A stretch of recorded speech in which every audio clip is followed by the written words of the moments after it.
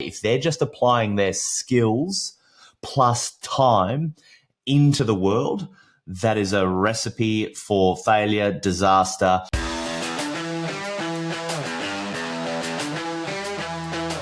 What advice would you give to someone who is about to recruit their first salesperson?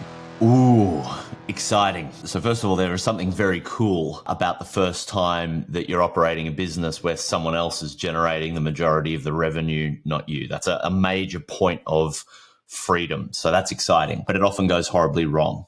Three things. First, can you sell? Often people hire salespeople hoping that someone else is going to come in that's better than them, that can solve all their world's problems. They're looking for a unicorn, etc. Doesn't exist. No one's ever going to sell as well as you, the founder. All you can do is recognize that fact and make sure that you've optimized your ability to close and that you're not relying on somebody else to come in to optimize your organization's ability to close. That really is your responsibility in the early stages. And what that means is turning it into the appropriate scripts, checklists, systems, etc. Number two would be making sure that with all those kind of scripts, systems, processes, you've got the accompanying assets of influence. There was a marketing company that studied 2 million business development calls and used artificial intelligence to compare them all. And essentially it found that the tactics and the closing strategies were so small in terms of their relevance. And it's what happens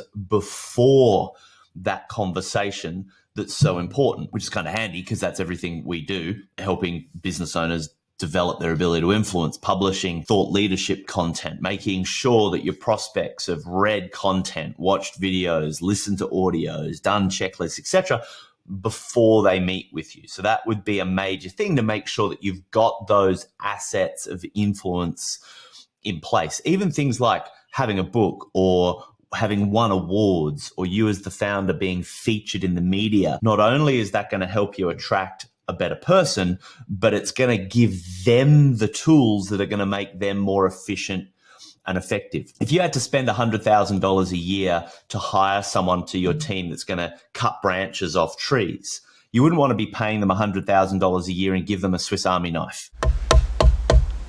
It's going to be very inefficient, right? You're not going to get a good yield from the investment, right? Whereas if you can give them a chainsaw, you're going to get a really great yield from that investment. So you really want to think of that salesperson in the same way. If they're just applying their skills plus time into the world, that is a recipe for failure, disaster, and all the profit that you are hoping to put into your bank account ends up just going into more team, HR, people costs. So make sure you've got those assets of influence. The final thing that I would say is make sure you've got a 90-day onboarding plan. So making sure you're not just giving them everything all at once and that you've actually got, I like to say, success is a staged event.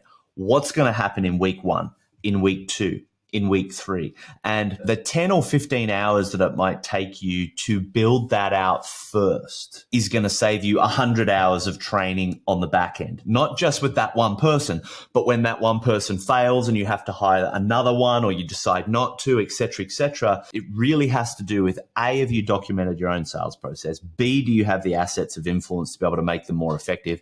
And C, have you created a really effective 90-day onboarding plan to make sure that you're stacking the odds, not just in your favor, but in their favor as well. So that's what I would recommend to anyone about to hire their first salesperson.